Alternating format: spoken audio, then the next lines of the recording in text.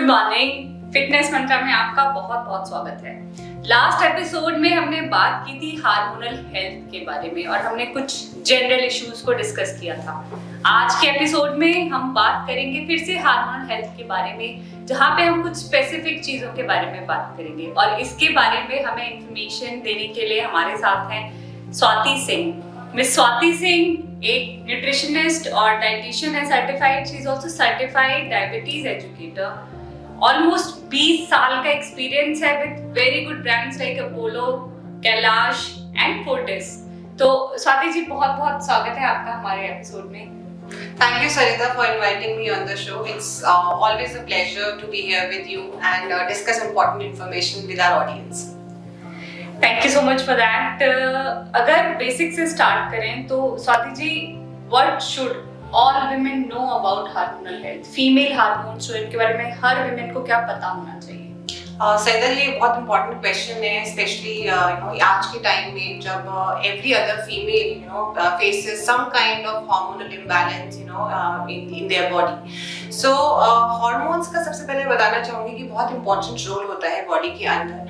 Hormones जो है वो आपकी ग्रोथ को, आपकी रिप्रोडक्शन को और आपके मेटाबॉलिज्म को इफेक्ट करते हैं। So basically hormones है कि hormones are chemicals which are produced by the endocrine gland in your body and they have a major role. In fact आपकी बॉडी में कोई भी जो फंक्शन होता है उसमें hormones एक बहुत important रोल प्ले करते हैं। And especially females में तो कई बार ऐसा लगता है जैसे कि उनको ऐसा एहसास होता है क्योंकि पूरी बॉडी में जो भी काम हो रहा है या फिर जो भी फंक्शन हो रहा है वो उनके अपने कंट्रोल में ही नहीं है, because they are so much in control of hormones. So as a female, अगर आपको हार्मोन्स के बारे में पता है, स्पेशली फीमेल हार्मोन्स के बारे में, तो फ्यूचर में आगे जाके अगर आपको कोई इश्यूज होते हैं या कोई सिम्टम्स आते हैं तो आप अपने हार्मोन्स को बेटर मैनेज कर सकते हैं।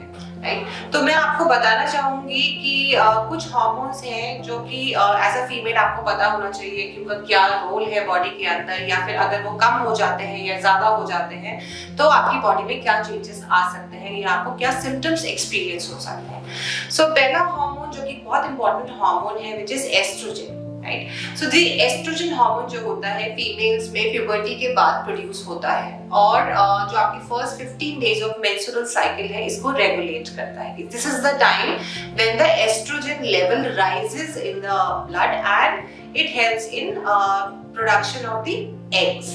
जो आपकी ओवरी जो एग्स प्रोड्यूस करती है उसके प्रोडक्शन में ये हेल्प करता है। इसके अलावा जो है एस्ट्रोजन का बहुत इंपॉर्टेंट रोल होता है बोन के लिए। आप जो लेडीज हैं जनरली उन्हें बैक के इश्यू होते हैं या फिर कहते हैं वीकनेस लग रही है, लेथार्जी लग रही है, so in those cases estrogen could be a reason कि आपकी बॉडी में कम हो रहा है जिसकी वजह से आपको कोई बोन के इश्यूज हो रहे हैं। Apart from this, it also helps, as a metabolic hormone in preventing certain diseases like diabetes, hyperlipidemia, ऐसी चीजों पे भी आपके एस्ट्रोजन हार्मोन्स का असर दिखाई देता है। दूसरा पर्टिकुलरली हार्मोन जो है जो फीमेल्स के लिए बहुत इंपॉर्टेंट है वो है प्रोजेस्टेरॉन। प्रोजेस्टेरॉन हार्मोन आपकी मेंस्ट्रुअल साइकिल के next 15 days, that means second half of the menstrual cycle में प्रोजेस्टेरॉन जो है उसके लेवल बढ़ जाते हैं। अगर इस टाइम पे कोई लेडी या विमेन या फीमेल प्रेग्नेंट होती है तो प्रोजेस्टेरॉन का लेवल इंक्रीज होता जाता है ताकि आपकी प्रेगनेंसी सस्टेन हो जाए और एक हेल्दी यूट्रस लाइनिंग डेवलप हो जाए। अगर आप ओव्यूलेट कर जाते हैं, मतलब अगर आपको पीरियड्स आ जाते हैं तो ये और आप प्रेग्नेंट नहीं हो पाते हैं तो आपका प्रोजेस्टेरॉन लेवल जो है वो कम हो जाता है। Plus it's very important to note कि जब प्रोजेस्टेरॉन लेवल्स बहुत ज्यादा हाई हो जाते हैं तो आपको हार्मोनल इम्बैलेंस हो जाता है और आपको पीसीओएस जैसे सिम्टम आने शुरू हो जाते हैं, या आपका वेट बढ़ जाता है, या फिर आपको फेशियल ग्रोथ दिखाई देनी शुरू हो जाती है, या फिर आपको एक्ने जैसी प्रॉब्लम भी हो सकती है।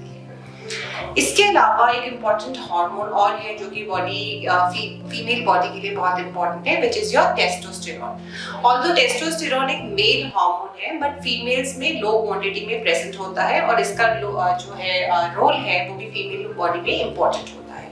राइट, टेस्टोस्टेरॉन का अगर बहुत ज्यादा हाई लेवल हो जाएगा फीमेल की बॉडी में तो आपको फेशियल हेयर की प्रॉब्लम हो सकती है, आपको इरेगुलर पीरियड्स की प्रॉब्लम हो सकती है, या फिर आपको पीसीओएस जैसे सिम्टम भी हो सकते हैं। So apart from these three hormones, these are basically reproductive hormones हम इनको बोलते हैं, जो आपकी sexual reproduction को define करते हैं. इसके अलावा जो important hormones है females के लिए है वो है cortisol. जो cortisol हार्मोन है वो एक स्ट्रेस हार्मोन है, और आजकल स्ट्रेस तो सभी को होता है, चाहे वो बच्चे हों, चाहे वो बड़े हों, चाहे वो लेडीज हों, चाहे वो जेंट्स हों, तो सबको स्ट्रेस होता है. तो अगर कॉर्टिसोल बहुत ज्यादा बॉडी में हो जाता है तब भी आपकी बॉडी को डिफरेंट इश्यूज हो सकते हैं. जैसे आपको बहुत ज्यादा इन्फ्लेमेशन हो सकता है बॉडी के अंदर. इन्फ्लेमेशन मतलब आपकी बॉडी के अंदर कहीं भी बहुत ज्यादा स्वेलिंग आ सकती है, या फिर किसी भी ऑर्गन पे इफेक्ट पड़ सकता है, जिसकी वजह से आपको फिजिकल सिम्टम्स दिखाई देने शुरू हो जाते हैं. उसके अलावा इंपॉर्टेंट हार्मोन है फीमेल्स के लिए थायराइड. आजकल बहुत सारी लेडीज में देखा जा रहा है कि हाइपोथायराइडिज्म के केस बढ़ जाते हैं. इसका मतलब आपका जो थायरोक्सिन हार्मोन है वो प्रॉपर्ली प्रोड्यूस नहीं हो रहा है और लेडीज को हाइपोथायराइडिज्म के इश्यूज होते हैं. सो this is again one of the important hormone. अगर आपको लगता है कि आपका बहुत ज्यादा वेट बढ़ रहा है एक्सेसिवली, 4-5 महीने में ही आपने 10 से 12 kg वेट पुट ऑन कर लिया है, आपके बाल बहुत ड्राई हो गए हैं, या फिर बहुत ज्यादा हेयर फॉल हो रहा है, या स्किन इश्यूज हो रहे हैं, so there might be an issue कि आपका थायराइड लेवल प्रॉपर नहीं है. So you get yourself tested, consult your doctor and get it check कि कोई हार्मोनल इम्बैलेंस बॉडी में हो रहा है या नहीं हो रहा है. So this is very important for females to understand. I think बहुत इंपॉर्टेंट इन्फॉर्मेशन आपने दी है विमेन को, and you must not ignore all the science that Swati ji has told you. एक और क्वेश्चन है फीमेल हार्मोन से related Swati ji, which is PCOD, PCOS बहुत ज़्यादा राइज पे है. 5 में से अगर एक विमेन को हम पूछें तो PCOD या PCOS में जैसे चैलेंज उनके साथ हो रहा है, या तो वो इनिशियल लेवल है या मे भी बहुत सालों से दे आर बैटलिंग दैट, तो इसके क्या रीजन है? PCOD, PCOS क्यों होता है, एंड अगर किसी को है तो व्हाट शैल दे डू? सहिता, आपने बिल्कुल ठीक कहा कि आजकल PCOS के केसेस या PCOD के केसेस बहुत ज्यादा हो गए हैं. There have been studies which say that almost 25 to 26% of females have PCOD या PCOS, और ये बहुत ज़्यादा देखा जाने लगा है. इनफैक्ट यंग गर्ल्स जो कि 14-15 साल की एज की हैं, उनमें भी PCOS की प्रॉब्लम दिखने लगी है या फिर होने लगी है. Now when we say कि PCOS होता क्या है? PCOS again is an hormonal imbalance, जहाँ आपकी बॉडी जो है फीमेल हार्मोन्स कम बनाती है और मेल हार्मोन्स का प्रोडक्शन ज़्यादा होता है. जब आप सिम्टम्स देखें PCOD के, तो या तो आपको बहुत ज़्यादा इरेगुलर पीरियड्स हो रहे हैं, या फिर बहुत ज़्यादा फेशियल हेयर ग्रोथ हो रही है, या आपके पीरियड्स बहुत ज़्यादा पेनफुल है, there is excessive bleeding. So these could be the symptoms of PCOS और PCOD. अब रीजन पे अगर हम बात करें PCOD और PCOS के, सो पहला रीजन जनरली देखा गया है वो है जेनेटिक.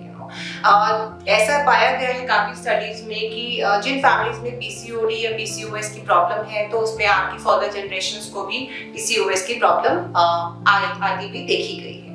दूसरा इंपॉर्टेंट रीजन है PCOS का insulin insensitivity. Insulin insensitivity basically क्या होता है? जब भी हम कोई चीज खाते हैं, कोई भी फूड आइटम लेते हैं, तो हमारी बॉडी में शुगर रिलीज होती है, और हमारी सेल्स इंसुलिन के साथ काम करके इस शुगर को यूटिलाइज करती है और बॉडी को एनर्जी प्रोवाइड करती है.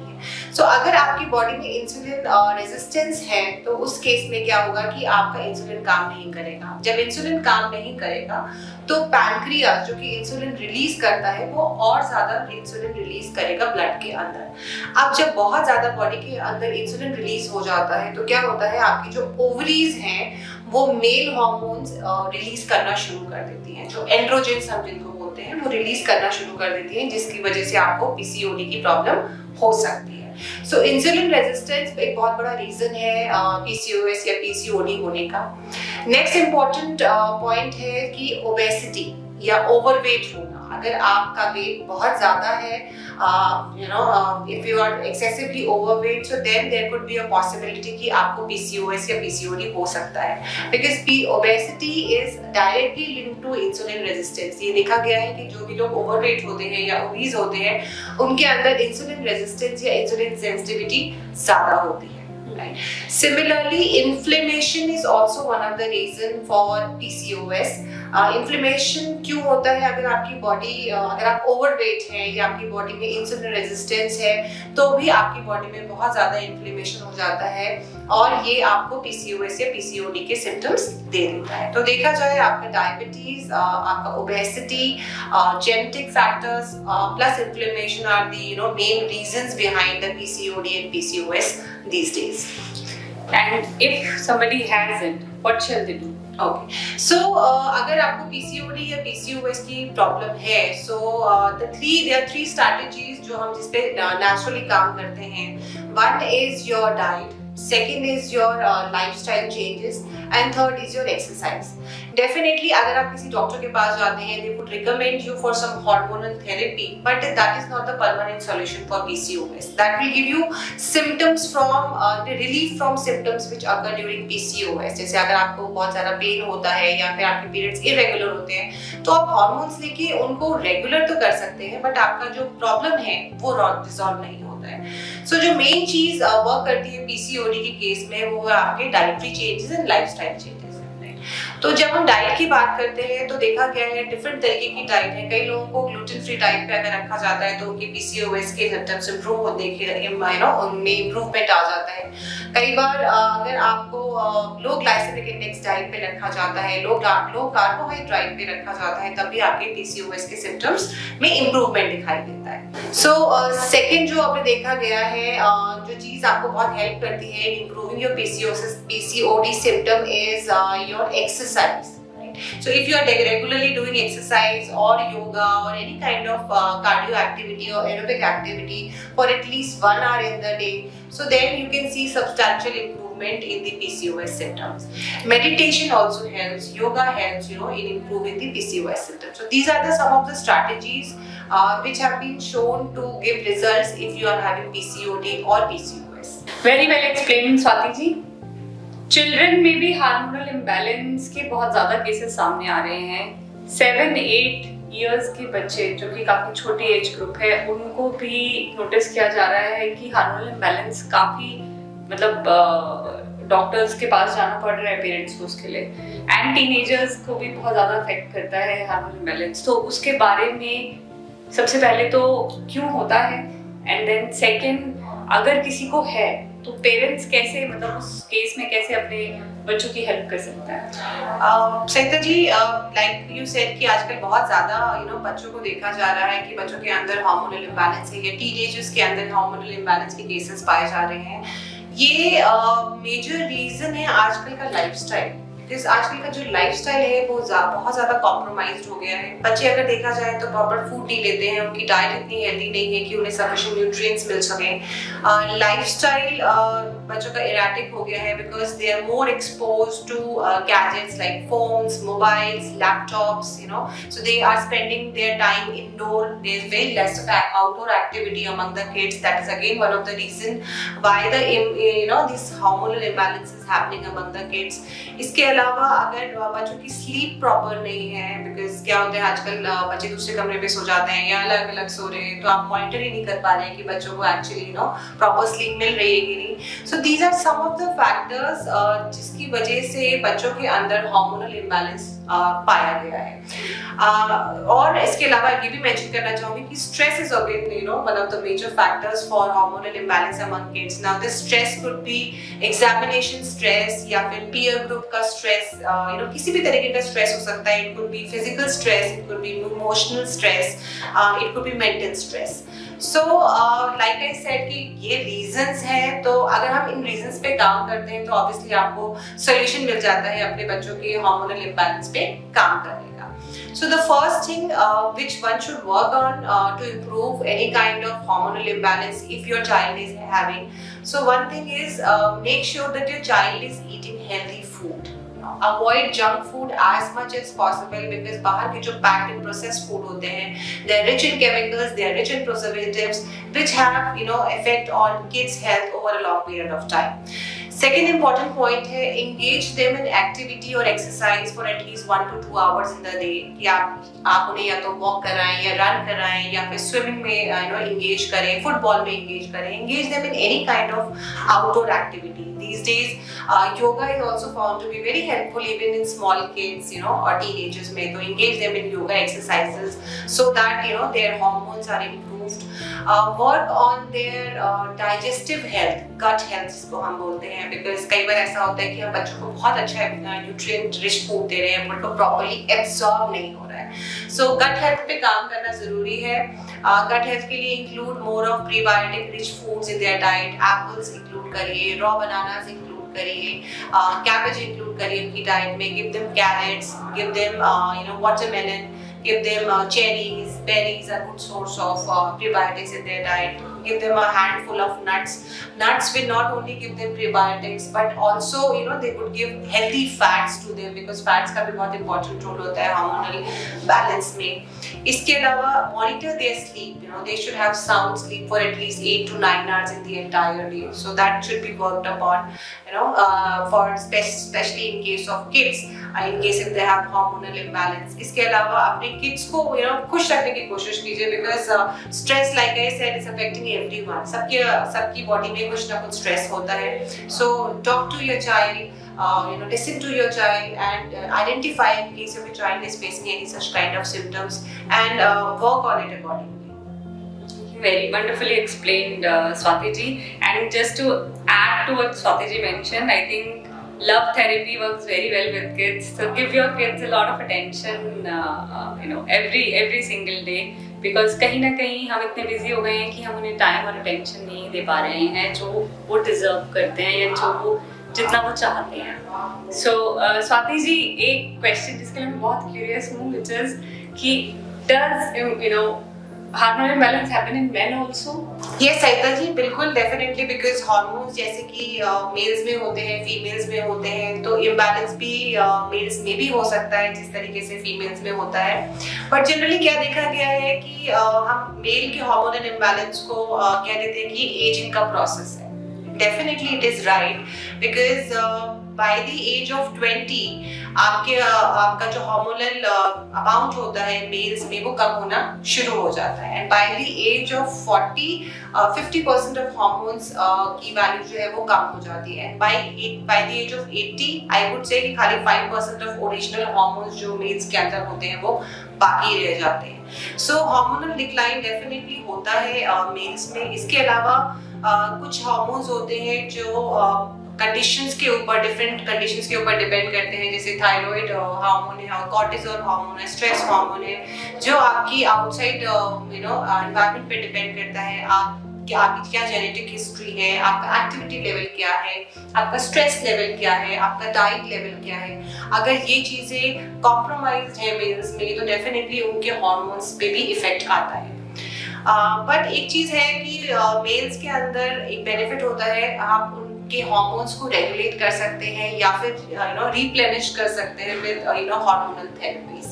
So there is a procedure called as BHRT, which is bioidentical hormonal replacement therapy, जिसके थ्रू आप मेल्स के हार्मोन्स पे काम कर सकते हैं. These are very natural therapies and very safe therapies for men in case if there is any requirement. But yes, hormones definitely सबके ऊपर नीचे हो सकते हैं.